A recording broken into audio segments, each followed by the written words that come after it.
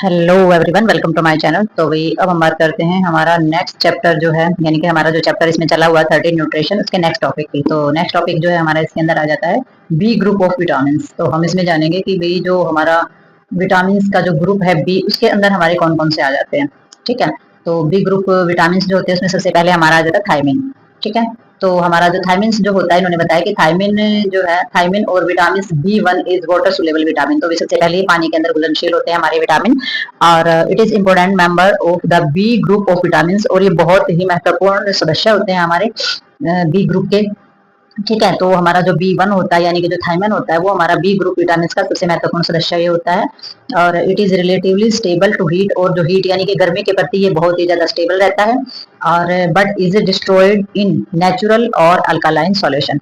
और ये जो है डिस्ट्रॉयड से हो जाता है, यानी कि नेचुरल जो हमारा प्राकृतिक रूप से जो अल्कालाइन यानी कि अक्षारीय अक्षारीय हम जिसको बोलते थे, जो अल्कालाइन सॉल्यूशन जो होता है, ये हमारा उसके प्रति क्या हो जाता है, नष्ट हो जाता है उससे। ठीक है, तो ये हमारे थायमिन के बारे में रहता है। नेक्स्ट इसके अंदर आ जाता है हमारा फंक्शन। तो फंक्शन के अंदर हम इसमें देखेंगे कि थायमिन जो है वो बहुत इंपॉर्टेंट रोल प्ले करता है हमारा कार्बोहाइड्रेट मेटाबॉलिज्म। तो हमारे जितने भी कार्बोहाइड्रेट्स का जो पाचन क्रिया जो होती है, उसके अंदर बहुत ही महत्वपूर्ण रोल अदा करता है। और थायमिन डेफिशिएंसी और थायमिन की जो कमी हो जाती है, there are accumulations of pyruvic and the lactic acid in the tissues and the body fluids. तो वही जब थायमिन की कमी हो जाती है हमारे शरीर के अंदर, तो एक्यूमुलेशंस हो जाता है। एक्यूमुलेशंस होना यानी कि इकट्ठे हो जाना। पायोरिक एसिड जो होते हैं हमारे, जो लैक्टिक एसिड होते हैं, ठीक है, वो हमारे जो बॉडी फ्लूइड्स होते हैं टिश्यूज के अंदर, उसके अंदर इकट्ठा हो जाते हैं। ठीक है, तो ये थायमिन जो होता है उसकी कमी के कारण हमारा ये होता है, हमारे जो मेटाबॉलिक सिस्टम होता है कार्बोहाइड्रेट्स का, उसमें गड़बड़ हो जाती है। और हमारे जो लैक्टिक एसिड होते हैं और जो हमारा पायरुविक होते हैं, वो हमारा इकट्ठे हो जाते हैं टिश्यूज के अंदर। अब इसमें देखा जाएगा कि थायमिन जो है वो बहुत ही जरूरी होता है proper functioning of the nervous system. तो नर्वस सिस्टम के सही तरीके से काम करने के लिए थायमिन जो है वो बहुत ही जरूरी हमारा रहता है। ठीक है, जो थायमिन है विटामिन बी ग्रुप का सदस्य है, वो हमारा बहुत ही जरूरी होता है हमारे नर्वस सिस्टम में अच्छे तरीके से काम कराने के लिए। ठीक है, तो इसमें देखते हैं हम आगे।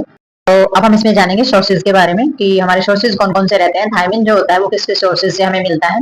तो सबसे पहले इन्होंने बताया thiamine is widely of distributed in small amount of all natural foods. तो इन्होंने बताया कि थायमिन जो है जितने भी हमारा प्राकृतिक खाद्य पदार्थ होते हैं ना, प्रकृति से मिलने वाले जितनी भी हमारी खाने की चीजें होते हैं, उनमें बहुत ही थोड़ी मात्रा में पाया जाता है, स्मॉल अमाउंट में पाया जाता है। ठीक है, द रिचेस्ट सोर्सेज आर अनमिल्ड सैलक। तो वही जिसमें जो सबसे जो समृद्ध इसका स्रोत होता है ना, सबसे ज्यादा मात्रा में जो पाया जाता है, वो है हमारे कच्चे अनाज, जैसे कि हमारे सैलक अनाज हैं, दालें हैं, नट्स हैं। ठीक है, स्पेशली ग्राउंड नट्स। तो अगर ये ज्यादा मात्रा में पाया जाता है तो वो इसके सोर्सेज हैं। जो हमारी दाल है, अनाज हम खाते हैं, हमारे जितने भी मेवे होते हैं, और स्पेशली जो हमारी मूंगफली होती है, उसके अंदर विशेषकर थायमिन पाया जाता है। ठीक है, the main sources of thiamine in the diet of Indian people is सैलक। तो वही जो हमारे इंडिया के जो लोग होते हैं, उनकी डाइट के अंदर जो चीजें शामिल की जाती है, उसमें जो मेन सोर्सेज होता है गेहूं, राइस, यानी कि गेहूं को भी बहुत ज्यादा मात्रा में खाया जाता है, चावल बहुत ज्यादा मात्रा में खाया जाता है। Contribute from the 60 to 85% of the total supply. तो इसमें 60 से 85% जो है टोटल सप्लाई हमारे गेहूं और चावल की ही होती है इंडिया के अंदर। Meat, fish, egg, vegetables and fruit are relatively. तो इसमें जो मांस है, मछली, अंडे, सब्जियां, फल जो है, वो विटामिन बी में बहुत ही मतलब कि एक स्मॉल अमाउंट में आते हैं, वो कम क्वांटिटी के अंदर वो लिए जाते हैं। पुअर, ठीक है, पुअर इन विटामिन B1। तो भी सबसे ज्यादा अनाज में के अंदर जो है चावल और गेहूं खाए जाते हैं, बाकी की जो चीजें होती है वो कम क्वांटिटी के अंदर ली जाती हैं।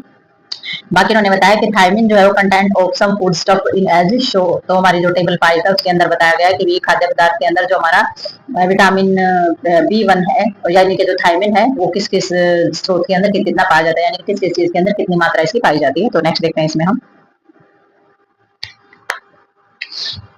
तो नेक्स्ट हमारा आ जाता है टेबल 5 है, जिसमें दिया गया हमारा थायमिन इन फूड स्टफ। तो वही जो हमारा फूड स्टफ होता है, जो कि हमारा भोजन का जो भी कंटेंट होता है, उसके अंदर थायमिन जो है वो किस किस चीज में कितनी मात्रा में पाया जाता है। तो सबसे पहले व्हीट फ्लॉक्स, यानी कि जो साबुत गेहूं जो होता है ना, तो उसके अंदर जो हमारी मात्रा बताई गई 0.45 होता है। ठीक है, पर ग्राम दिया गया है। ठीक है, यानी कि इसमें दिया गया है मिलीग्राम पर 100 ग्राम। ठीक है, तो इसमें राइस है, राइस के अंदर आ जाता है, या फिर हमारे होम पाउंडेड आ जाते हैं, यानी कि घर पर जो कुटे हुए चावल होते हैं, घर पर जो चावल निकाले जाते हैं, या फिर वैसे चावल जो आते हैं मार्केट से साबुत, तो उसमें 0.21 आ जाता है। राइस और मिल्स आ जाता है, यानी कि चावल, साबुत चावल, या फिर मिल्ड यानी कि पिसा हुआ चावल, उसके अंदर आ जाता है 0.06।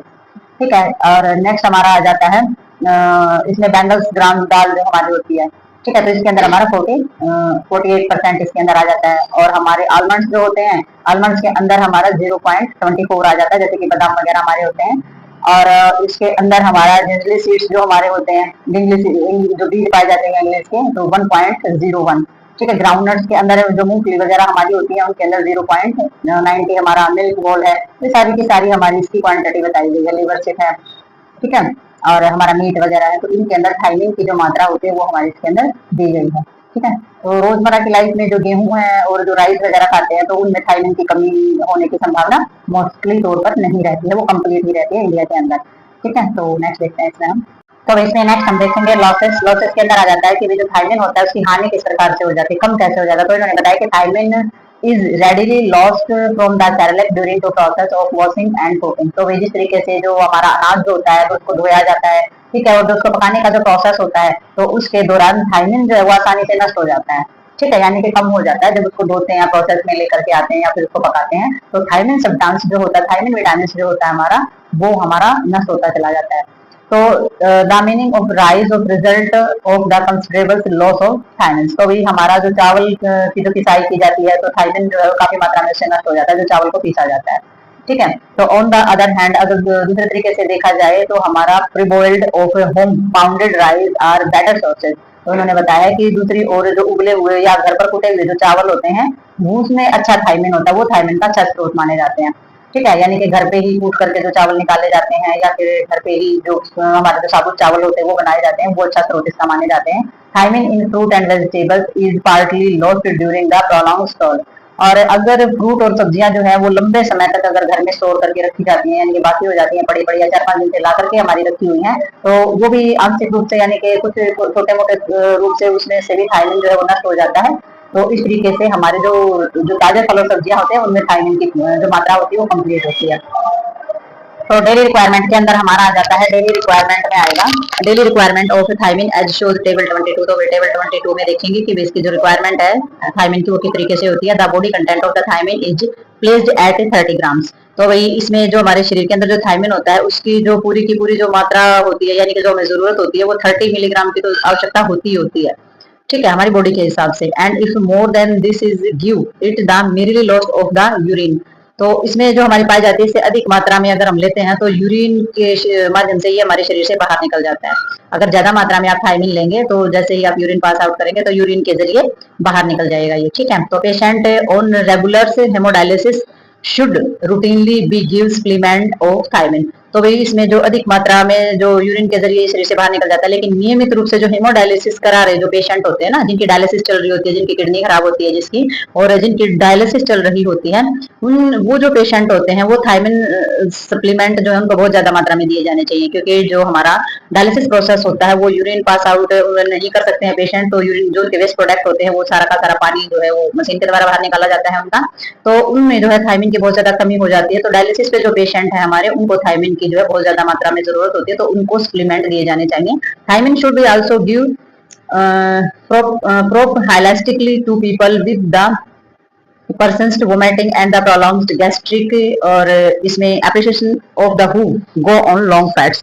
तो इन्होंने बताया है कि लगातार अगर उल्टी आ रही है या फिर लंबे समय तक पेट में किसी तरीके की दिक्कत आ रही है, ठीक है, वोमिटिंग आ रही है या फिर पेट में बहुत ही लंबे समय से किसी प्रकार की दिक्कत आ रही है, या फिर जो उपवास ज्यादा रखते हैं, ठीक है, यानी कि खाली पेट रहते हैं उपवास के नाम पर, तो उनको थायमिन की जो प्रॉब्लम है, यानी कि थायमिन की जो हमारे विटामिन B1 है वो दिया जाना चाहिए, क्योंकि उनमें थायमिन की विशेष तौर पर कमी हो जाती है, ठीक है। तो डेली रिक्वायरमेंट के हिसाब से इन्होंने जो बताया है कि वे जो उपवास करते हैं या फिर किसी प्रकार का हेमोडायलिसिस जिसका हो रहा है या फिर उल्टियां आ रही हैं लंबे समय तक उसको उसने कुछ खाना नहीं खाया है, तो ऐसे पेशेंट में थायमिन की कमी हो जाती है, तो उनको ज्यादा सप्लीमेंट की जरूरत होती है थायमिन की, ठीक है। तो नेक्स्ट देखते हैं इसमें हम। तो इसमें डेफिशिएंसी देखी जाएगी कि थायमिन की जो डेफिशिएंसी होती है, जो कमी होती है, उसकी वजह से क्या हो सकता है, क्या नुकसान हो सकता है। तो भाई इसमें हमारा जो नुकसान है वो देखेंगे हम। इन्होंने बताया 2 principal deficiency disease are beri and the Wernicke's, ठीक है, एनकेफेलोपैथी बेरी में ओपर इन 3 मेन फॉर्म्स। तो इन्होंने बताया है कि 2 सिद्धांत के कारण, मतलब कि जो थायमिन की जो कमी है ना वो मुख्य रूप से हमारी जो बीमारी होती है ना, तो बेरी जो रोग होता है वो, और एक होता है हमारा वर्निक्स, ठीक है, और जो हमारे एनकेफेलोपैथी की जो प्रॉब्लम होती है, यानी कि ब्रेन से संबंधित जो चीजें होती हैं, तो ये हमारी जो बेरी 3 रूप में हो सकती है। तो 3 रूप इसके कौन कौन से हैं? मुख्य रूप से बेरी जो प्रॉब्लम है उसमें 3 प्रकार की चीजें हमारी इसमें दिखाई देती हैं। तो उसमें आ जाता है the drive from the characteristics by never involvement peripheral nutrition. तो भी जो सबसे पहले इन्होंने बताया है कि जो ड्राई यानी कि जो मतलब सूखा होता है, सूखे रूप से जो हमारी नर्वस सिस्टम यानी कि जो हमारी नर्व होती हैं, वो जो तंत्रिकाएं होती है वो सबसे ज्यादा प्रभावित होती हैं, वो नर्व जो कि हमारी शुष्क है, ठीक है।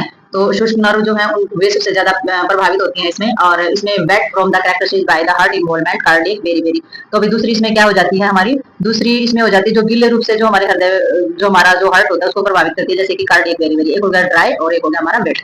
ठीक है, एक हमारी शुष्कता बनाती है और एक जो है गीलापन, यानी कि गीलापन हम कह सकते हैं एक तरीके से कि भाई मॉइस्चर जो बढ़ाने वाली होती है। ठीक है, तो नेक्स्ट इसमें आ जाती है हमारे इन्फेटेल्स। तो इसके अंदर जो हमारा आ जाता है, इसमें हो जाता है ये यानी कि इन्फेंट के अंदर होने वाला।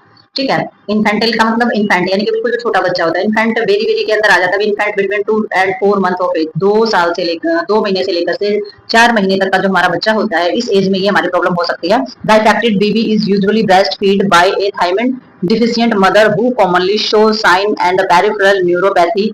तो इन्होंने बताया है कि भाई जो बच्चा ब्रेस्ट फीड कर रहा है, यानी कि जो बच्चा माँ का दूध पी रहा है, ठीक है, 2 से 4 महीने का जो बच्चा है उनके अंदर ये हमारी देखी जाती है उम्र के हिसाब से। और वो शिशु आमतौर पर, यानी कि वो बच्चा आमतौर पर इसका शिकार ज्यादा होता है जिस जो माँ के अंदर थायमिन की कमी है और वो माँ उस बच्चे को दूध पिला रही है। तो यानी कि मदर के अंदर अगर थायमिन की कमी है तो वो नुकसान बच्चे के अंदर जाएगा। ठीक है, और इसमें जो हमारी जो न्यूरोपैथी के जो सिम्टम्स होते हैं वो भी दिखाई देते हैं इसके अंदर। न्यूरोपैथी यानी कि नर्वस सिस्टम के अंदर पाए जाने वाले जो साइन होते हैं वो भी दिखाई देते हैं। अगर नर्वस सिस्टम में किसी प्रकार की कमी हो जाती है तो वो साइन भी दिखाई देंगे कि बच्चे में नर्वस सिस्टम में किसी प्रकार की दिक्कत आ रही है। वर्निक से एक्लोपैथी जो होती है, seen open of the alcoholic is the characteristic by of the ophthalmoplegia या फिर हमारे पोलिनेट्रिट्स या फिर हमारा एटाक्सिया एंड मेंटल डिस्ट्रक्शंस। तो इसके अंदर सारी की सारी हमारी चीजें आ जाती है, जैसे कि आंखों के अंदर किसी भी प्रकार की दिक्कत हो जाना। ठीक है, जैसे कि हमारा एक्लोपैथी के अंदर जो हमारी जो विशेषताएं बताई गई हैं वो हमारा मोलोप्लेगिया जो हमारा मोप्लेगिया बताया गया है, ये हमारी आंखों के अंदर होने वाली अबनॉर्मलिटी आ जाती है। और इसमें हमारी पॉलीन्यूट्रेटिव न्यूट्रिस्ट जो हमारी चीजें आ जाती हैं, इसमें सूजन के जो मामले हमारे हो जाते हैं। या फिर हमारा अटैक्सिया आ जाता है। अटैक्सिया के अंदर है हमारी जो गति भंगोनाम जिसको बोल देते हैं, किसी भी प्रकार का जो प्रोसेस हो रहा है वो हमारा उसके अंदर किसी प्रकार की रुकावट हो जाना, या फिर मानसिक तौर पर किसी भी तरीके का हमारा क्या हो जाना, डिस्ट्रेशन हो जाना, गिरावट आ जाना, मानसिक तौर पर हमारी चीजें कम हो जाना। तो ये हमारी डेफिशिएंसी रहती है थायमिन की वजह से, यानी कि विटामिन बी ए जो हमारा होता है, थायमिन जो हमारा होता है, अगर उसकी बॉडी के अंदर कमी हो जाती है तो हमारा बेरी बेरी, वर्निक से और एक्लोपैथी, ये हमारे 3 टाइप में हमारी प्रॉब्लम्स क्रिएट हो जाती हैं। तो मुख्य तौर पर बेरी बेरी जो रोग होता है उसको 3 टाइप में बांटा गया, ड्राई, वीट और इन्फेंट को लेकर के। तो नेक्स्ट इन्होंने बताया beriberi can be the eliminated by the educating people to eat well balanced. तो अभी इन्होंने बताया कि जो बेरी बेरी जो रोग होता है उसमें जो मुख्य तौर पर अगर बैलेंस डाइट जो होती है, बैलेंस डाइट जो होती है उसके बारे में बताया जाए या लोगों को एजुकेट किया जाए। ठीक है, अगर लोगों को समझाओगे और बैलेंस डाइट के बारे में बताओगे तो ये कहीं ना कहीं इस चीज को खत्म किया जाता है, किया जा सकता है। मतलब लोगों के अंदर अगर किसी चीज की कमी है थायमिन की, तो लोगों को एजुकेशन दोगे कि डाइट के बारे में, बैलेंस डाइट क्या होती है, तो ये चीजें खत्म हो सकती हैं। तो मिक्स डाइट है कंटेनिंग थायमिन रिच फूड, और इसमें जैसे कि प्री बॉइल्ड और हमारा अंडर मिल्ड राइस है 10 टोपाल अल्कोहल। तो इन्होंने बताया है कि वही शिक्षा से इसको समाप्त किया जा सकता है, जिससे थायमिन के कुछ हमारी जो खाने की जो चीजें होती है, जैसे कि उबला हुआ खाना, ठीक है, कम पिसा हुआ चावल, उबला हुआ खाना और कम पिसा हुआ चावल अगर उसमें शामिल करें खाने में, और अल्कोहल वगैरह अगर शराब वगैरह पीते हैं तो उसको पूर्ण रूप से उसको अच्छी तरीके से बिल्कुल बंद कर दे, थोड़ी बहुत भी शराब कंज्यूम नहीं करनी है। ठीक है, और जो भी हमारे जो ऐसे जो हाई रिस्क ग्रुप है हमारे, जो कि खतरे वाले जो ग्रुप होते हैं, खतरे वाले ग्रुप जैसे छोटा बच्चा है, बुजुर्ग आदमी है, प्रेग्नेंट लेडीज है, वो हमारे हाई रिस्क ग्रुप के अंदर आते हैं। या फिर वो माताएं जो बच्चों को दूध पिला रही है, लैक्टिंग मदर्स जो होती है, ठीक है, या बच्चे को दूध पिलाने वाली जो हमारी माताएं होती है, जो भी ग्रुप ऐसा हमारा होता है, उनको क्या कैसे दिया जाता है, उनको सीधा ही जो हमारा पूरा न्यूट्रिशन जो दिया जाता है ना, उसके रूप में दिया जाना चाहिए थायमिन। ठीक है, तो ये सारा का सारा जो है बैलेंस डाइट के ऊपर लोगों को एजुकेट करके ये सारे के सारे अपने डाइट में सुधार करके, शराब वगैरह या इन चीजों को बंद करके, जो हमारे हाई रिस्क ग्रुप है उन सभी को इस चीज के बारे में बताना चाहिए और उनको एक पूरक आहार के रूप में चीजें दी जानी चाहिए, यानी कि पूरी अप्रोच देनी चाहिए कि भाई आप जो है पूरक आहार किस प्रकार से ले सकते हैं। ठीक है, तो नेक्स्ट देखेंगे, यानी कि डेफिशिएंसी की वजह से बिल्कुल छोटा विटामिन है, इसकी डेफिशिएंसी की वजह से भी बहुत सारी समस्या उत्पन्न हो सकती है हमारे स्पेशली नर्वस सिस्टम के अंदर। तो नेक्स्ट देखते हैं इसके अंदर हम। तो अभी नेक्स्ट हम बात करने वाले हैं राइबोफ्लेविन की। तो राइबोफ्लेविन यानी कि B2। अभी हमने बात की थायमिन, थायमिन होता है विटामिन B1 और B2 जो होता है उसको बोला जाता है राइबोफ्लेविन। ठीक है, तो ये इसके रासायनिक नाम, हम केमिकल्स नेम जो बोल देते हैं, ये होते हैं हमारे विटामिन के, जो कि इसी के नाम से हमारे क्वेश्चन के अंदर ये चीजें आती हैं। तो राइबोफ्लेविन जो है यानी कि विटामिन B2 जो हमारा होता है, ये मेंबर होता है हमारा बी ग्रुप विटामिन का। तो ये भी उसी ग्रुप का मेंबर है जिसका मेंबर B1 था। ठीक है, it has the fundamental role in cellular oxidation. तो इसका जो बेसिक रोल जो हमारा होता है, इसका होता है कि जो सेल्स हमारी बॉडी में पाए जाने वाले जो सेल्स होते हैं उनके अंदर ये ऑक्सीडेशन कराने का काम करता है। ऑक्सीडेशन यानी कि ऑक्सीजन से संबंधित जो कार्य होता है वो कराने का काम इसके अंदर करता है। It play the important role of the maintaining of integrity and the mucocutaneous. तो इन्होंने बताया है कि ये हमारी जो भी हमारी स्किन होती है या फिर जो हमारा जो जो नर्वस सिस्टम होता है उसको मेंटेन करने का भी काम करता है और उसको पूर्ण रूप से संभालने का काम भी करता है। ठीक है, यानी कि जो हमारे स्किन से संबंधित चीजें हैं, ठीक है, और स्किन से संबंधित चीजें हैं या फिर हमारा तंत्रिका तंत्र, हम किसको बोलते हैं, तंत्रिका तंत्र होती है हमारे नर्वस सिस्टम। ठीक है, तो उससे संबंधित जो चीजें होती है उनमें महत्वपूर्ण रोल अदा करता ही करता है और उसके अलावा उसको मेंटेन करने का भी काम करता है। ठीक है, और उसकी मजबूती को, इंटीग्रिटी यानी कि उसकी मजबूती को बढ़ाने का काम करता है। ये मेंटेनिंग जो इंपोर्टेंट रोल है ये प्ले करता है हमारा रिबोफ्लेविन। नेक्स्ट देखते हैं इसमें इसका नेक्स्ट आगे। तो भाई नेक्स्ट इसमें हमारे सोर्सेज इसके अंदर आ गए हैं। तो सोर्सेज में हमारा पता चलेगा, सबसे पहले इन्होंने बताया है इट इज को factor in A number of enzymes involves with energy metabolism. तो इन्होंने बताया है कि जितने भी हमारे जो एनर्जी मेटाबॉलिक जो सिस्टम है उसके अंदर ये हमारा जो एंजाइम्स होते हैं ना, तो एंजाइम्स के साथ मिलकर काम करता है ये सारा का सारा। ठीक है, क्या जो हमारा जो फ्लेविन्स होता है यानी कि हमारा जो B2 होता है वो हमारा जो एनर्जी मेटाबॉलिज्म सिस्टम होता है उसके साथ जो एंजाइम्स होते हैं उनके साथ मिलकर के इसका वर्क प्रोसेस कंप्लीट होता है। और सोर्सेज इसमें अगर हम देखें कि कहाँ कहाँ पर किस किस चीज के अंदर ये हमारा पाया जाता है, तो रिचेस्ट नेचुरल जो हमारे सोर्सेज होते हैं इसमें milk, egg, liver, kidney, green leaves और वेजिटेबल्स। तो ये हमारे प्राकृतिक रूप से हमें अंडे से, लीवर से, किडनी वगैरह या फिर हमारे जो हरे पत्तेदार जो हमारी सब्जियां होती हैं तो उन सभी से हमें प्राप्त होता है। मीट और फिश जो है कंटेन स्मॉल अमाउंट, और मीट और फिश से इन्हें थोड़ी ही मात्रा में यानी कि बहुत ही स्मॉल अमाउंट के अंदर हमें प्राप्त होता है। और जो सैरलक है यानी कि जो हमारे अनाज वगैरह है, वेदर गोल्ड और माइल्ड यानी कि जो साबुत है या फिर हमारे जो पिसे हुए हैं यानी कि अनाज है जो साबुत है या फिर जो पिसे हुए हैं, एंड पल्सेज जो हमारी दालें हैं relatively poor sources but because of the bulk in which they are the consumed. तो भाई वैसे तो ये हमारी जो दालें वगैरह हैं इनके अंदर जो सोर्सेज होता है हमारा, ये दाल में कम सोर्सेज होता है, लेकिन जिस मात्रा में इनका सेवन किया जाता है राइबोफ्लेविन का, ये बहुत ही ज्यादा योगदान करते हैं। यानी कि दाल वगैरह में जैसे कि खाते ही रहते हैं, दाल और अनाज में ये होता है, तो दाल और अनाज हमारा डेली रूटीन में चलता ही रहता है। तो ये जो हमारा सोर्सेज होता है दाल और चावल, दाल है या फिर हम रोटियां वगैरह जो खाते हैं अनाज से बनी हुई हर तरीके का जो अनाज खाते हैं, तो उसके में जो राइबोफ्लेविन होता है उसकी काफी ज्यादा मात्रा में ये पाया जाता है। तो लेकिन फिर इसका क्या होता है, जितनी भी मात्रा में हम इसमें खाते हैं ना, इसका जो कंट्रीब्यूट होता है यानी कि जो योगदान होता है राइबोफ्लेविन का इंडिया की डाइट के अंदर बहुत ही ज्यादा उसका योगदान रहता है। ठीक है, स्पेशल इंडिया के अंदर ही बोला जाता है क्योंकि अनाज और जो दालें होती हैं वो ज्यादातर इंडिया के अंदर ही खाई जाती हैं। ठीक है, germination increase the riboflavin content of pulse and the salad. तो इन्होंने बताया कि जो हमारे कुछ जो हमारे खाने की जो चीजें होती हैं, ठीक है, यानी कि जो अनाज और दाल होते हैं राइबोफ्लेविन की मात्रा जो है वो बढ़ जाती है। यानी कि भारत में जो डाइट है उसमें बहुत ज्यादा मात्रा में दाल और अनाज खाने की वजह से जो राइबोफ्लेविन होता है ना उसका कंटेंट जो है वो बढ़ जाता है हमारी बॉडी के अंदर, क्योंकि हम रेगुलर बेसिस पे उन चीजों को खाते हैं। ठीक है, तो वो मात्रा बढ़ जाती है। कुछ सामान्य जो हमारे जो riboflavin content of the some common foods is give in table 6। तो कुछ जो हमारे खाद्य पदार्थ है जो कि सामान्य राइबोफ्लेविन की मात्रा जो है हमारा जो टेबल 6 है उसके अंदर वहां पर दी गई है, लेकिन इंडिया में बहुत ज्यादा मात्रा में जो है राइबोफ्लेविन जो है अनाज और दाल जो रेगुलर बेसिस पे खाने की वजह से, ये इंडियन डाइट के अंदर ज्यादा होने की वजह से हमारी इसकी मात्रा जो है ज्यादा बढ़ भी जाती है। ठीक है, तो आगे इसकी दिक्कत भी आ जाएगी कि एक्स्ट्रा हो जाता है तो क्या हो जाता है, डेफिशिएंसी में इससे क्या प्रॉब्लम क्रिएट करता है। तो नेक्स्ट देखते हैं इसमें हम। तो भाई अब हम इसमें जान लेते हैं डाइटरी सोर्सेज ऑफ राइबोफ्लेविन। तो राइबोफ्लेविन के जो हमारे डाइटरी सोर्सेज होते हैं, तो सबसे पहले इन्होंने बताया फूड्स ऑफ एनिमल ऑरिजिन। तो भाई हमारा जो पशुओं से प्राप्त होने वाला जो भोजन होता है, ठीक है, और उसकी मात्रा दी हुई है, और ये हमारा वेजिटेबल्स के द्वारा यानी कि सब्जियों के द्वारा, वनस्पतियों के द्वारा मिलने वाला। ठीक है, तो इसमें जो एनिमल से मिलता है यानी कि लीवर है, शिप है, ठीक है, तो हमारा 1.70 मिलता है। मिल्क और काऊ यानी कि जो गाय का जो दूध होता है, किसी प्रकार का हमारा दूध होता है तो 0.19 होता है। एग है, मुर्गी वगैरह खाते हैं जो हमारा मीट और मांस खाने वाले जो होते हैं तो उसमें 0.40 या 0.14। ठीक है, तो ये मात्रा हमारी इसकी रहती है मिलीग्राम के हिसाब से।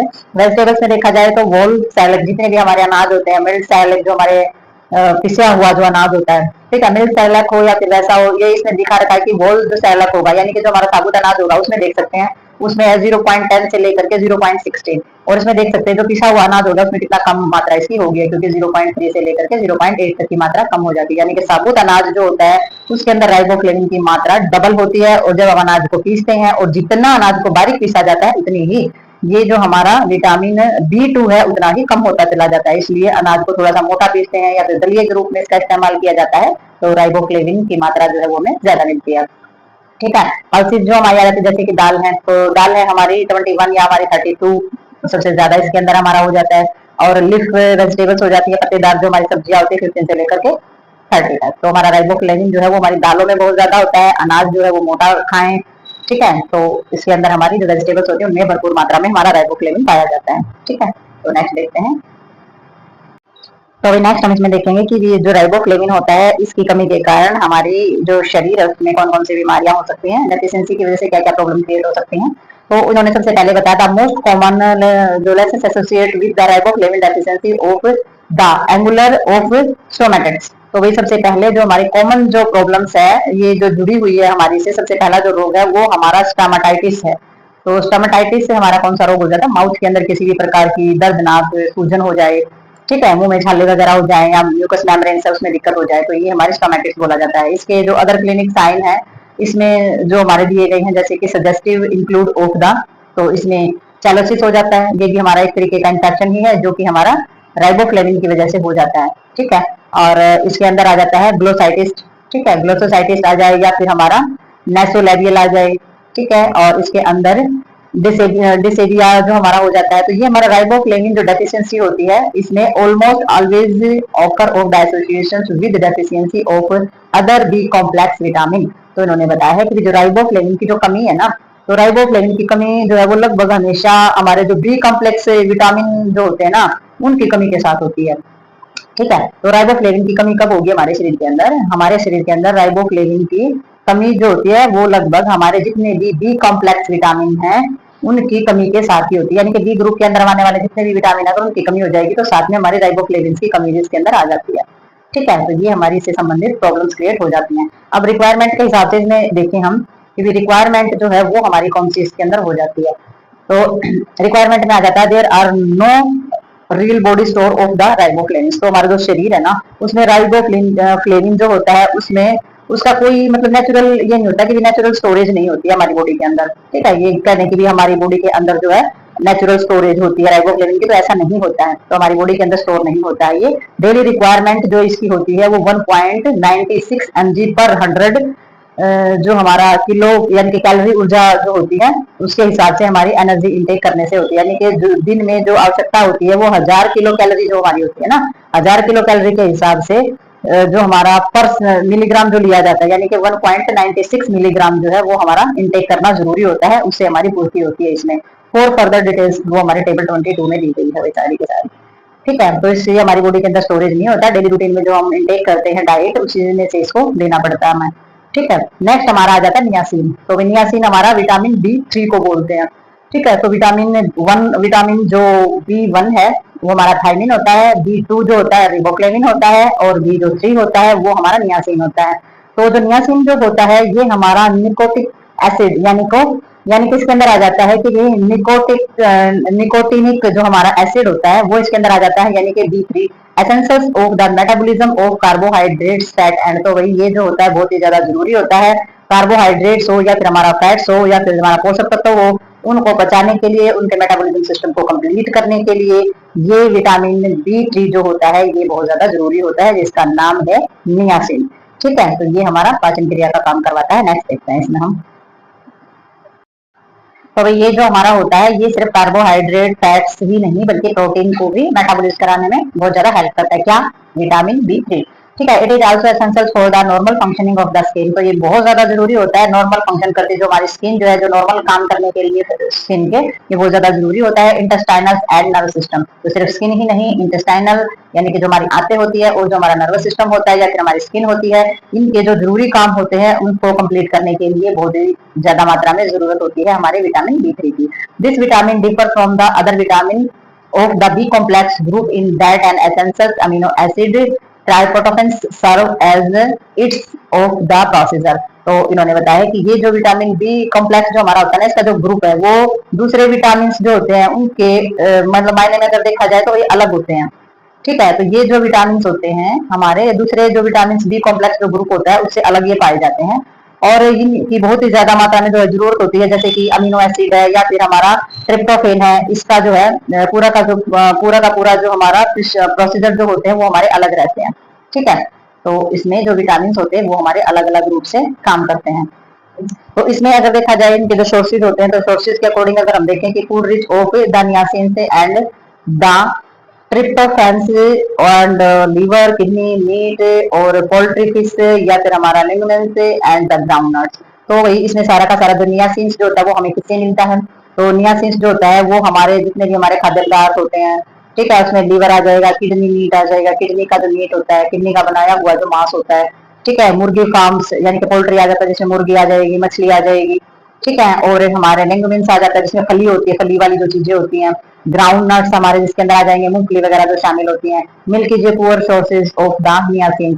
तो दूध जो होता है वो बहुत ही कमजोर सोर्सेज होता है, वो ज्यादा महत्वपूर्ण नहीं होता है, but it's protein are rich of the tryptophan, ठीक है। लेकिन इसमें क्या होता है कि दूध जो है वो अच्छा मतलब नियासिन के लिए कोई अच्छा स्रोत नहीं माना जाता, लेकिन प्रोटीन जो ट्रिप्टोफैन में जो होते हैं वो उसके अंदर भरपूर होते हैं दूध के अंदर, ठीक है। नियासिन नहीं होता, लेकिन ट्रिप्टोफैन जो होते हैं वो ज्यादा पाए जाते हैं दूध के अंदर। तो इसमें tryptophan which they convert in the body into niacin, about 60 mg of the tryptophan is the required to the result in 1 mg of niacin in many Cerelac, especially merge niacin offer of the bound from the invisible to the consumer।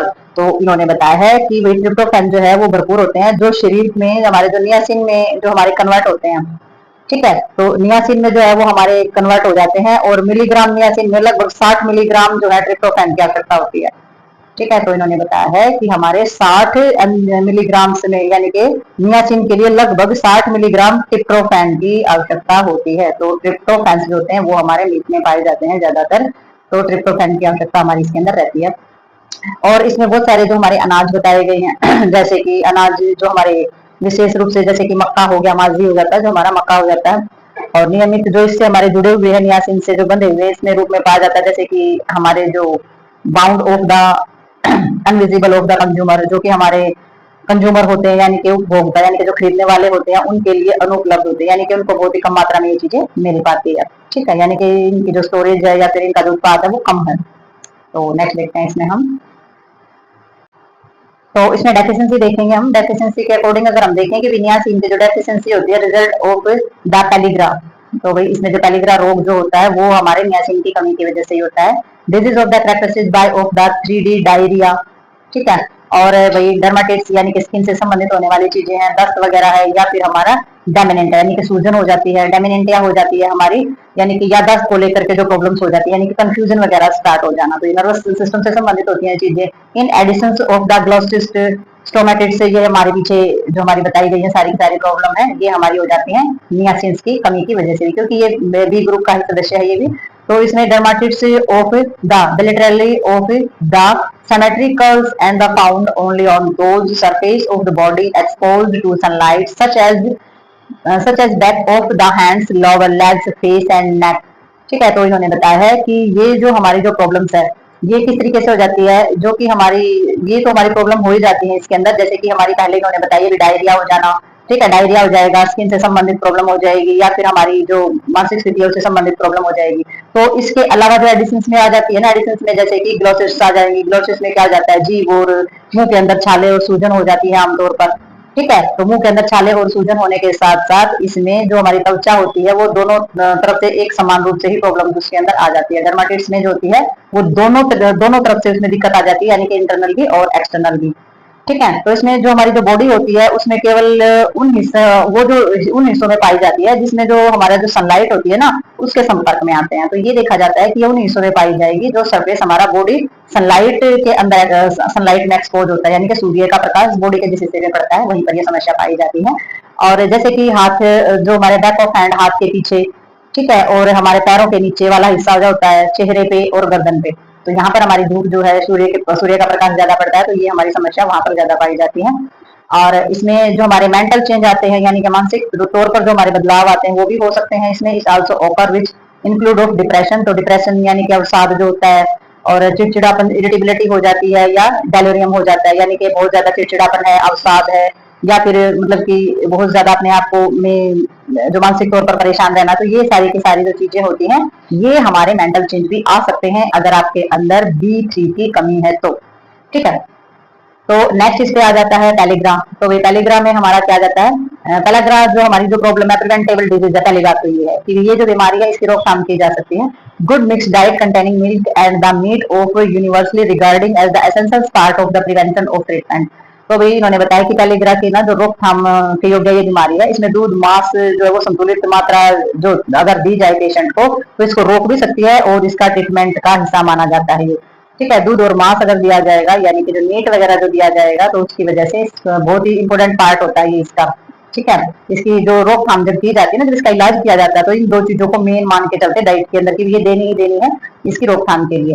तो इसमें avoidance of total dependence of Damaji और जवार, यानी कि जो हमारे अनाज होते हैं, तो इसमें जो मक्का या जवार पर पूर्ण जो हमारा जो अवॉइडेंस होती है, इससे बचाना एक महत्वपूर्ण निवारक उपाय है। यानी कि अगर इस बीमारी से बचाना है तो हमारे जो अनाज इसमें बताए गए ना, मक्का और जवार, उनसे जो है महत्वपूर्ण है कि इस तरीके की चीजें जो है पेशेंट बिल्कुल ही ना ले, ना खाए। ठीक है। तो जो हमारा काला ग्रह है वो क्या है, वो हमारी गरीबी से जुड़ी, पहला ग्रह is the disease of poverty. तो पहला ग्रह क्या है, पहला ग्रह एक ऐसी बीमारी है जो हमारी गरीबी से जुड़ी हुई होती है। और जो गरीबी से जुड़ी हुई रेखा वाले जो लोग होते हैं, तो वो क्या खाते हैं, ज्यादातर मक्का जवार और इस तरीके का अनाज जो है वो खाया करते थे, तो वो पहले ग्रह की जो समस्या है उनको ज्यादा हो जाती थी। तो उन्होंने बताया कि पहले ग्रह जो बीमारी है उसके अंदर जो है न्यूट्रिशन की कमी की वजह से ही होती है। एक तरफ से देखा जाए तो डेफिशिएंसी जब होती है, तो इससे बचा जा सकता है अगर पूर्ण रूप से दूध और मीट है, या फिर जो और भी जो सोर्सेज है हमारे, जो कि मीट मांस अगर नहीं खा सकते तो और भी जो सोर्सेज है वो दे करके पूरी तरीके से इसको प्रिवेंटेबल किया जा सकता है, और इसके पूरी पूरी प्रिवेंशन की जा सकती है, और इसका पूरी तरीके से इलाज किया जा सकता है। ठीक है। तो नेक्स्ट देखते हैं इसमें हम।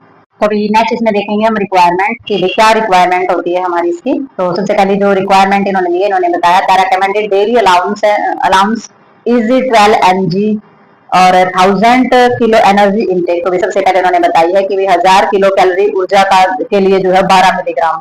ठीक है। और ज्यादा जानकारी के लिए तो फिर उन्होंने बता ही दिया, टेबल 22 में हमने देखना है। तो नेक्स्ट हमारा आ जाता है इसके अंदर विटामिन B6। ठीक है। जिसको बोला जाता है पायरिडोक्सिन।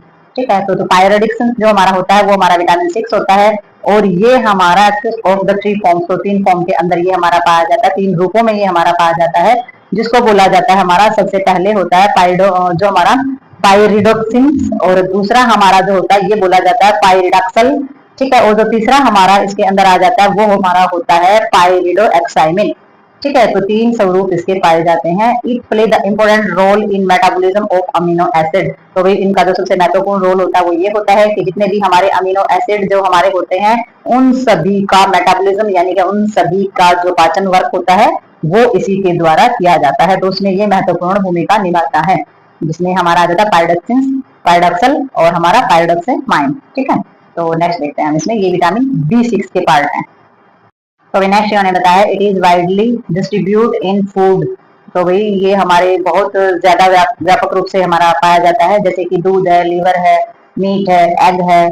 ठीक है। और हमारा जो अंडे की जर्दी, योकल्स हम जिसको बोल देते हैं, अंडे की जो जर्दी होती है, फिश होती है, और जितने भी हमारे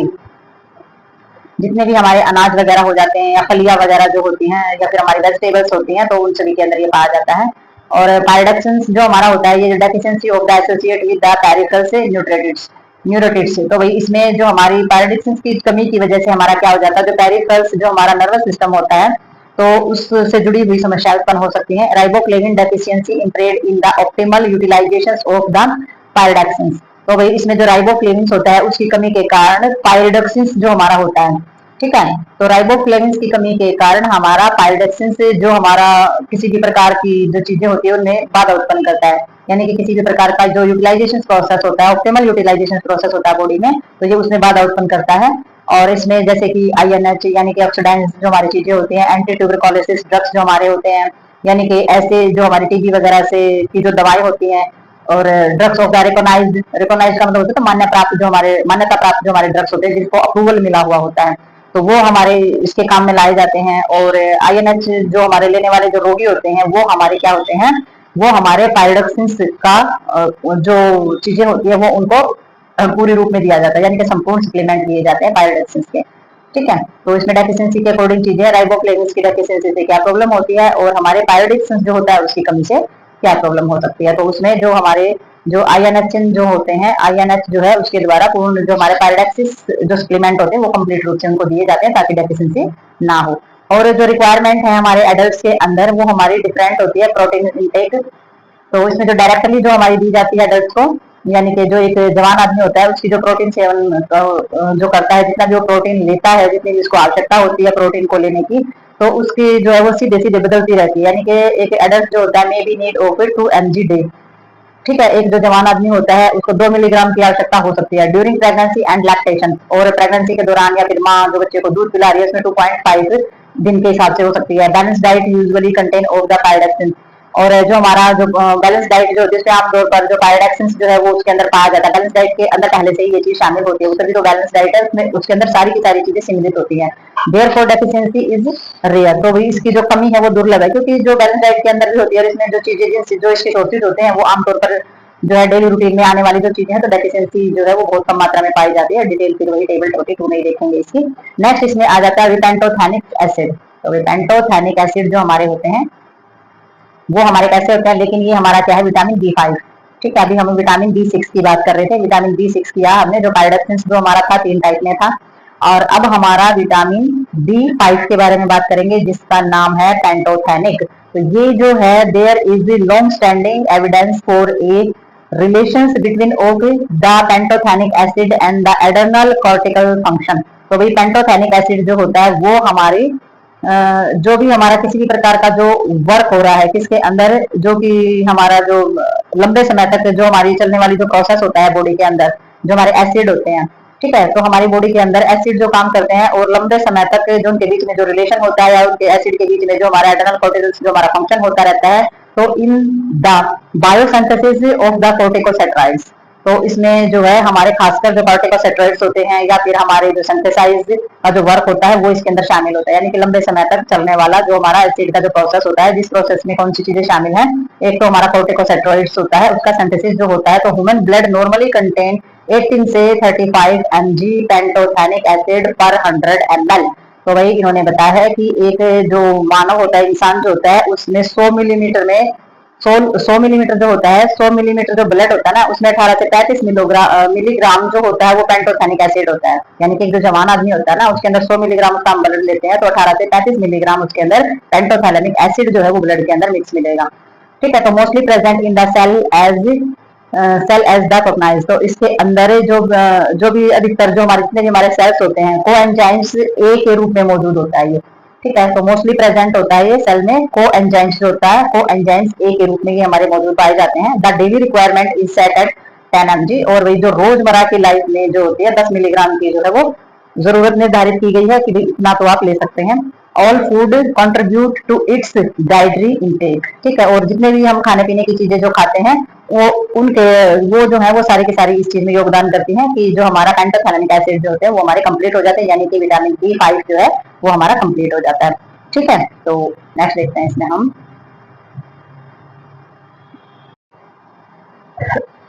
तो अभी नेक्स्ट हमारा इसमें आ जाता है फोलेट। ठीक है, तो फोलेट हमारा, फोलेट के अंदर क्या आ जाएगा इसमें, इसमें हमारा रेकमेंडेड नेम ऑफ फोलेट। तो इसमें रेकमेंडेड नेम का मतलब हो जाता है कि जो नाम है हमारा फोलेट, ये हमारा कैसा है, ये हमारा फोलेसिंस, यानी कि जो फोलेसिंस नाम से हमारा ये नाम फोलेट पड़ा है।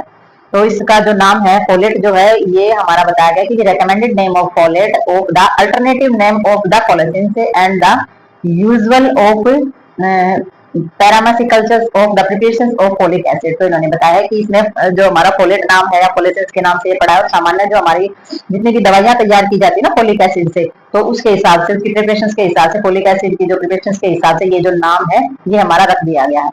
ठीक है, तो जो हमारा नाम है वो हमारा फोलेटेट है इसके अंदर, लेकिन जो हमारा काल्पनिक नाम था जो इसका वो हमारा फोलेसिंस था। ठीक है, तो folic acid play a role of synthesis of the nucleus acid and contributed to chromosomes. It is also needed for the normal development of food cell in the bone marrow. तो फोलिक एसिड जो होता है वो हमारे nucleus acid जो होते हैं उनको बनाने का काम करता है। तो इसका जो फोलिक एसिड जो होता है उसका जो रोल प्ले होता है वो हमारा होता है सिंथेसिस करना न्यूक्लियस को। ठीक है, न्यूक्लियस एसिड जो होता है उनका सिंथेसिस करने का काम इनका होता है और उनको बनाने का काम करता है। तो ये हमारा कंट्रीब्यूट टू क्रोमोसोम्स जो हमारे निर्माण करते हैं इस चीज का।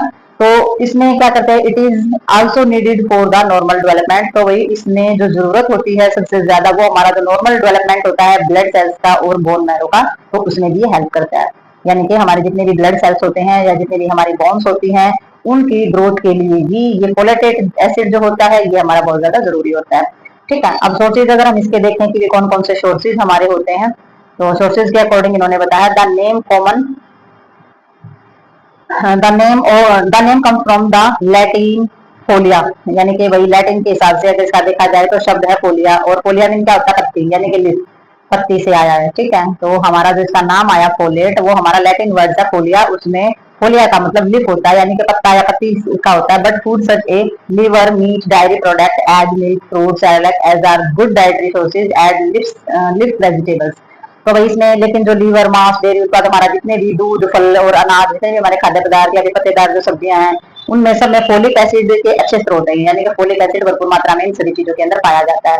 ठीक है, और over cooking destroy much of folic acid and thus of the contribute to folated deficiency in man. तो भाई इन्होंने बताया है कि भाई अगर खाना पकाते हैं जब हम, तो फोलिक एसिड की मात्रा जो है नष्ट हो जाती है। अगर हम खाना बार बार गर्म करते हैं तो उसमें फोलिक एसिड की मात्रा जो है वो नष्ट हो जाती है, और इस प्रकार जो इंसान यानी कि जो मैन होते हैं, यानी कि जो लोग होते हैं, यानी कि जो वुमेन्स होते हैं, उनके अंदर फोलेट की कमी आ जाती है। ठीक है, तो बार बार जब खाना जब बनाते हैं कुछ, तो तभी हमारे नष्ट हो जाते हैं। अगर खाने को बार बार गर्म करते हैं तो और भी कमी इसकी हो जाती है हमारी, यानी कि फोलिक एसिड की कमी जो है वो हमारे सबके अंदर हो जाती है। Folated deficiency has been the reported in babies given milk food subjected and the heat sterilization. तो भी ऐसे जो छोटे बच्चे होते हैं जो माँ का दूध पी रहे होते हैं, तो फोलेट की कमी उनके अंदर बहुत ज्यादा दिखाई दी गई है। जो उष्मा यानी कि जो हमारा हीट का इस्तेमाल करके अगर किसी चीज का स्टरलाइजेशन किया जाता है, जैसे कि दूध में से जो भी हमारे खाने की जो चीजें बनती हैं, तो इस तरीके से जो हमारी जो चीजें बनती हैं, तो उनमें भी ये हमारी प्रॉब्लम क्रिएट हो जाती है। ठीक है, यानी कि जो हमारे हीट दी जाती है, जैसे कि दूध है, दूध को हम गर्म क्यों करते हैं, क्योंकि दूध में के जो कीटाणु वगैरह होते हैं जो हानिकारक होते हैं उनको डिस्ट्रॉय करने के लिए हम करते हैं। तो जैसे दूध वगैरह को कीटाणु रहित करने के लिए जो दूध से बने हुए जितने भी हमारे खाने पीने के जो पदार्थ होते हैं, ये सारी की सारी चीजें उनमें शामिल होती हैं। तो उसमें हमारा क्या होता है, फोलिक एसिड जो फोलेटेड होते हैं उनकी कहीं ना कहीं थोड़ी सी कमी आ जाती है। तो नेक्स्ट देखते हैं हम इसके अंदर। तो भाई अब हम इसमें देखेंगे कि फोलिक एसिड की कमी की वजह से क्या क्या प्रॉब्लम फेस करनी पड़ सकती है, क्या क्या समस्याएं उत्पन्न हो जाती हैं। तो भाई इसमें फोलेट डेफिशिएंसी के बारे में दिया गया है, सिंपल फॉर्म पूर डाइट्स। तो उन्होंने बताया कि फोलिक एसिड की कमी जो है वो जो हम अच्छे से खाते पीते नहीं है ना, जो हमारी डाइट अगर पुअर है, आहार हमारा खराब है, यानी खाना पीना अच्छे से हम नहीं खा रहे हैं, तो उसका नतीजा हमारा ये होता है। ठीक है, और आमतौर पर commonly found of the pregnancy and lactation, जो हमारी प्रेग्नेंट औरतें होती हैं और जो बच्चों को दूध पिला रही होती हैं, there are recommend are the increase. तो ये क्या करते हैं, उनमें जो स्तनपान कराने के दौरान पाई जाने वाली जो महिला होती है उनमें ये आवश्यकता और भी ज्यादा बढ़ सकती है। तो भाई इसका जो रिजल्ट होता है वो हमारा मैग्लोब्लास्टिक एनीमिया और ग्लोस्टिक। तो ये हमारी सारी की सारी समस्याएं फिर उत्पन्न होनी स्टार्ट हो जाती है। भाई मैग्लोब्लास्टिक एनीमिया यानी कि खून की कमी, गैलोस्टाइटिस से, या फिर हमारा चालोसिस, ये हमारी सारी की सारी प्रॉब्लम, गैस्ट्रोइंटेस्टाइनल डिस्टर्बेंस हमारा रहेगा, इनके पेट और आंतों की समस्याओं से संबंधित चीजें हैं, दस्त लग जाना, डेस्टिनेशन से ओक्लूटेनेंस यानी कि गैस बनना, पेट का फूलना, ये सारी समस्याएं उत्पन्न होनी स्टार्ट हो जाती है। सीवर फोलेट जो डेफिशिएंसी हमारी हो जाती है उसके कारण इनफर्टिलिटी भी हो सकती है और हमारी स्टेरिलिटी भी हो सकती है। और अगर बहुत ही ज्यादा मात्रा में कमी हो जाती है फोलिक एसिड की, जो गंभीर मात्रा होती है, तो उसमें बांझपन या फिर जो मैन होते हैं उनके अंदर भी नपुंसकता जैसी समस्याएं जो है वो उत्पन्न हो सकती हैं। ठीक है, there are also evidence that the administration of folic acid of the androgenesis. तो भी ऐसे भी प्रमाण हमारे मिले हैं, मतलब कि ऐसे भी कुछ एविडेंस मिले हैं कि जो प्रेगनेंसी के दौरान जो शुरू के जो हमारे टाइम होता है, तो फोलिक एसिड से संबंधित जैसे कि अल्कोहल दवाई वगैरह जैसे कि होती है हमारी, अल्कोहल है या फिर हमारा जो हमारी पायरिमेथाइंस है, ठीक है, पायरिमेथाइंस आ जाएगी इसके अंदर, और हमारा कोर्टिमेक्सोजोल्स है, उसका जो सेवन अगर कर लेते हैं कोई भी, यानी कि महिलाएं अगर इस तरीके की दवाओं का सेवन कर लेती है, अल्कोहल वगैरह हमारी जो लेती हैं, तो उसकी वजह से क्या हो जाता है, अबॉर्शन यानी कि गर्भपात भी हो सकता है, या फिर कॉन्जिनेंटल मालफॉर्मेशन हो सकती है, यानी कि बच्चे में जन्मजात डिफॉर्मिटी देखी जाती है और बच्चे के अंदर जो है विकृति पैदा हो जाती है, हाथ पैरों में, दिमाग में, या किसी भी तरीके की अबनॉर्मलिटी जो है वो बेबी के अंदर हो सकती है। ठीक है, तो भाई नेक्स्ट हमारी इसके अंदर आ जाएगी, जैसे कि हम देखेंगे इसमें रिक्वायरमेंट। ठीक है, तो रिक्वायरमेंट के हिसाब से देखेंगे कि रिक्वायरमेंट हमारी कितनी रहती है इसमें। तो इसमें हमारा बॉडी स्टोरेज के हिसाब से बताया कि body storage of folate are not large about 5 से 10 mg। तो इन्होंने शरीर में फोलिक एसिड का जो भंडारण है यानी कि जो स्टोरेज है वो बहुत ही कम है और 5 से 10 मिलीग्राम तक इसमें मिलता है। तो therefore folate deficiency of development quickly. तो इसमें जो फोलिक एसिड की कमी जो है वो जल्दी हो सकती है, क्योंकि बॉडी में बहुत ही कम मात्रा में जो चीज है तो उसकी कमी भी बहुत जल्दी हो जाएगी। Folic acid requirement are the greatest in the condition where there is repeat cells और multiplication such as the during growth of young children and during pregnancy. तो इन्होंने बताया कि फोलिक एसिड की जो आवश्यकता होती है ना, फोलिक एसिड की जितनी भी हमारी रिक्वायरमेंट होती है वो उन प्रॉब्लम्स में सबसे, यानी कि उन स्थिति में सबसे अधिक होती है जहां पर हमारे जो सेल्स होते हैं वो तेजी से गुणन करते हैं, तेजी से बढ़ते हैं। तो ऐसी कंडीशन में हमारे फोलिक एसिड की कमी और भी ज्यादा तेजी से होती है। ठीक है, जैसे कि छोटे बच्चे जो होते हैं, यानी कि बिल्कुल जो छोटे बच्चे होते हैं, उनकी जो छोटे चिल्ड्रन होते हैं ड्यूरिंग प्रेगनेंसी, छोटे बच्चों की ग्रोथ हो रही होती है तो उनको ज्यादा जरूरत होती है। प्रेगनेंसी के दौरान जो फीटस जो बढ़ता है तो वहां भी जरूरत होती है, इसलिए जो प्रेग्नेंट लेडीज होती है उनको PHCCHC में फोलिक एसिड मुफ्त दिया जाता है ताकि वो इसका सेवन करें और बच्चे में किसी भी प्रकार की मालफॉर्मेशन ना हो। ठीक है, folic acid supplementations during pregnancy has been found of increase of the birth weight and the infant of the decrease the incidence of low birth weight babies. Intake value requirement recommended by the ICMR 2020 are given a table 22। तो भाई इन्होंने बताया है कि भाई जो ये folic acid जो सप्लीमेंट जो हमारा दिया जाता है गर्भावस्था के दौरान, जो भी हमारे फोलिक एसिड के टैबलेट या सप्लीमेंट दिए जाते हैं तो वो बच्चों के वजन को बढ़ाती हैं। ठीक है, तो बच्चों का जो जन्म के समय जो बच्चों का वजन है वो बढ़ेगा। कम वजन वाले जो बच्चे होते हैं उनके जन्म की संभावना कम हो जाएगी। ठीक है, तो बच्चे जो है वो लो वेट के साथ पैदा नहीं होंगे। ठीक है, और ICSR ये हमारी जो है जैसे कि इंटरनेशनल जो भी हमारी जो चीजें हैं तो उनके हिसाब से 2020 के अंदर जो है ये सारा का सारा जो है टेबल 22 के अंदर दिया गया है कि भाई किस तरीके से फोलिक एसिड की टैबलेट जो है वो सेवन की जाए।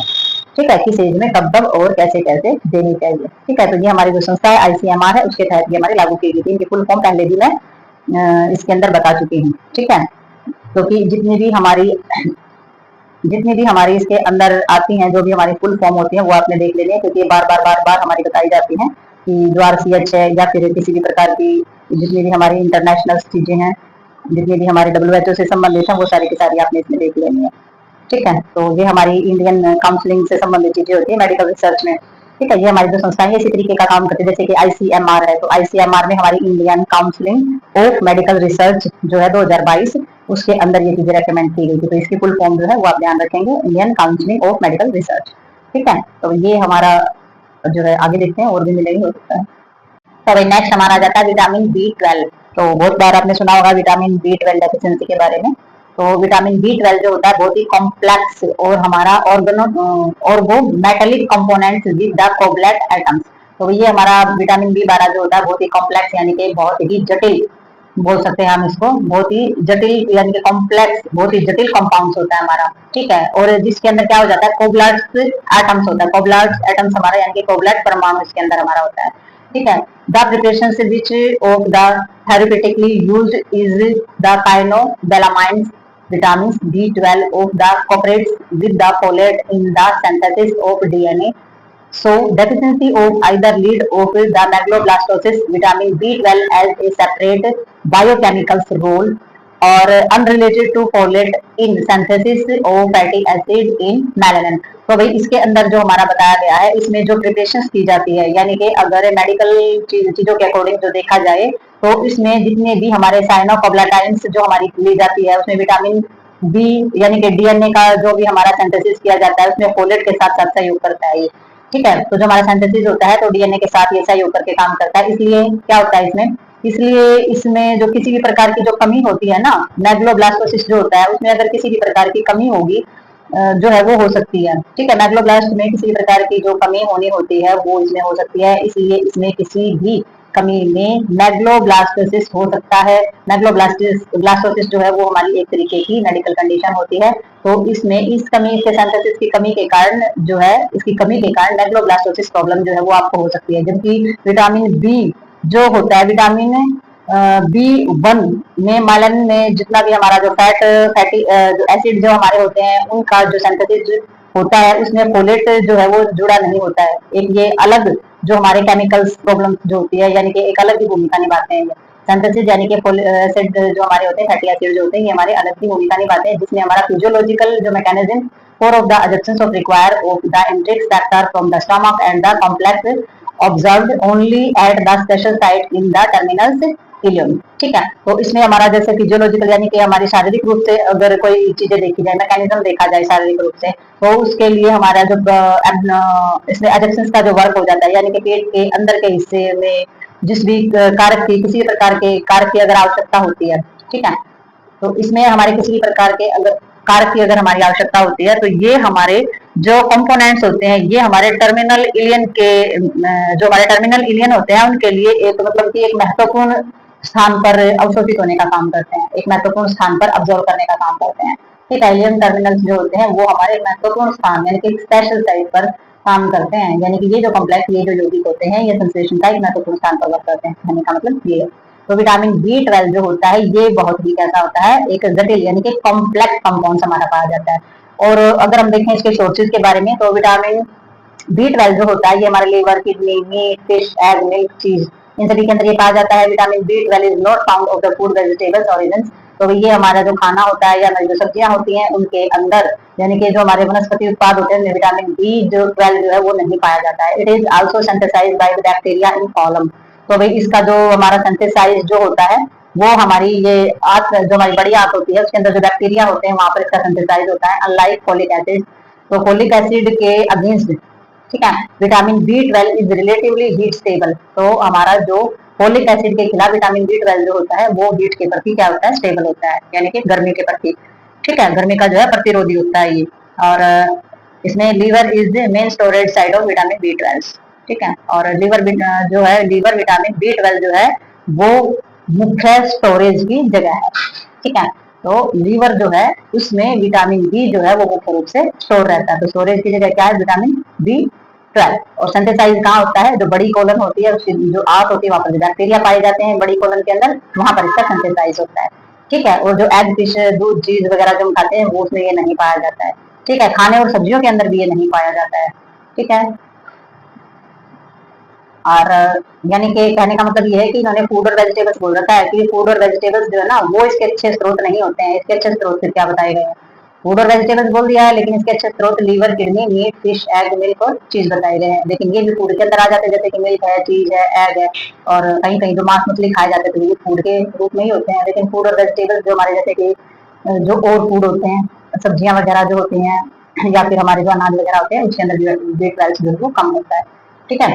तो नेक्स्ट देख लेते हैं इसमें क्या है आगे।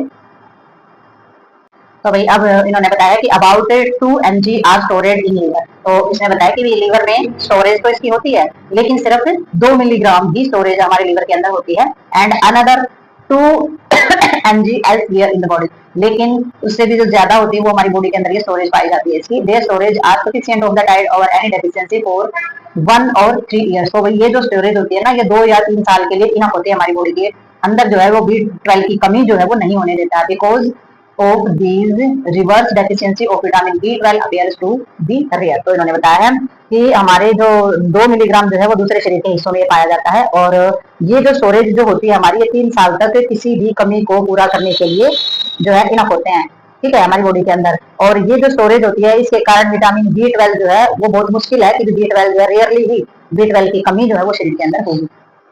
अगर डेफिशिएंसी की बात करें इसमें कमी की, तो विटामिन B12 की जो डेफिशिएंसी होती है वो क्या एसोसिएट कर सकती है, सबसे पहले वही आ जाएगा, मैग्लोब्लास्टिक एनीमिया करेगी सबसे पहले तो ये, ठीक है। तो ये एनीमिया तो करेगी जिसके अंदर हमारी जो चीजें आ जाएंगी, जैसे कि हमारा पार्निशियन एनीमिया जिसको हम बोल देते हैं, तो हमारा जैसे कि मैग्लोब्लास्टिक और हमारा पार्थिनियम एनीमिया होता है, और रीढ़ की हड्डी वगैरह जैसे कि डिमाइलेटिंग हो जाती है, न्यूरोलॉजिकल एसिस, ठीक है, जिसमें हमारी रीढ़ की हड्डी या फिर हमारा जो नर्वस सिस्टम में हानि हो जाएगी, और भाई स्पाइन कोड में प्रॉब्लम हो जाएगी, यानी कि रीढ़ की हड्डी में समस्या होगी, इनफर्टिलिटी हो सकती है, बांझपन जैसी समस्या हो जाएगी, एनिमल डिसीज यानी कि पशुओं से जुड़ी संबंधित जो बीमारियां वो भी हमारी हो सकती है। Dietary deficiency of B12 may arise in the subject who are strict vegetarians and eat no animal product. तो भाई विटामिन बी जो है, विटामिन B12 जो हमारा जो डाइट होती है उससे संबंधित अगर कमी है तो उन सभी को भी हो सकती है जो पूरी तरीके से शाकाहारी हैं, जो मांस बिल्कुल भी नहीं खाते हैं, तो पूर्ण रूप से जो शाकाहारी है उनको B12 की कमी जो है वो हो सकती है, तो पशु उत्पाद का सेवन नहीं करते हैं,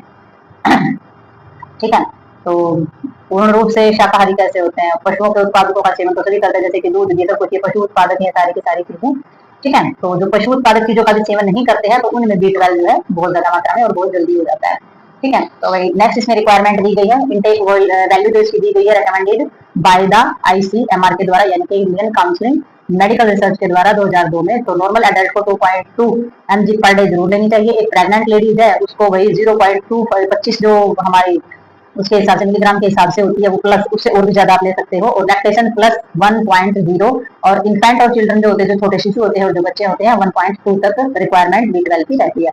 ठीक है, तो इस रिक्वायरमेंट के हिसाब से B12 को कंप्लीट किया जाता है और उसकी डेफिशिएंसी को दूर किया जाता है। तो इस वीडियो के अंदर जितने भी हमारी विटामिन बी से संबंधित जितने भी ग्रुप के अंदर हमारे विटामिन बी 1, 2, 3, 5, 6 और 12, ठीक है, तो उन सभी के बारे में हमने इसमें जान लिया है, उनकी डेफिशिएंसी, उनकी रिक्वायरमेंट, ठीक है, और उनके जितने भी सोर्सेज हैं। तो ये वीडियो और ये टॉपिक हमारा यहीं पर होता है कंप्लीट। तो मिलते हैं नेक्स्ट वीडियो नेक्स्ट टॉपिक के साथ, तब तक के लिए बाय।